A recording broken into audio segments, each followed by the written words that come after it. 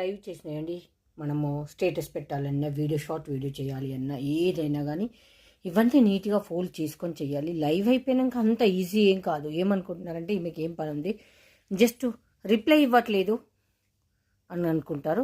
Just ఒకటే, ఈరోజు నేను ఒక్క ప్రోడక్ట్ చూపించిన, ఒక్క ప్రోడక్ట్కే చూడండి ఇప్పుడు టైం ఎంత అవుతుంది అంటే 11:30 అవుతుంది. నేను 8ంటికి లైవ్ పెట్టినా, ఇప్పటి వరకు బుకింగ్స్ అయితే చేసుకున్నా. ఇప్పుడు ఇవన్నీ నీట్గా ఫోల్డ్ చేసుకొని గ్రూప్లో మెన్షన్ చేసి, స్టేటస్లో మెన్షన్ చేసి, ఒకటి షార్ట్ వీడియో తీసుకొని ఇంకేమైనా బుకింగ్స్ ఉంటే చెక్ చేసుకొని, అప్పుడు కదా టైం 11:27. ఇప్పుడు ఇవన్నీ ఫోల్డ్ చేసుకొని స్టేటస్ పెట్టాలి, గ్రూప్లో పెట్టాలి, కమ్యూనిటీ పెట్టాలి, షార్ట్ వీడియోలో పెట్టాలి. లైవ్ తర్వాత ఏం పని ఉండదు, రిప్లై ఇవ్వదని మాత్రం అనుకోవద్దండి. ఎవరైనా, నేను కాదు ఇంకెవరైనా యూట్యూబర్లకు వర్క్ అనేది చాలా ఉంటుంది. బట్ రెడీ అవ్వడానికైనా, నెక్స్ట్ ఇవన్నీ ప్రోడక్ట్ పెట్టుకోవడానికి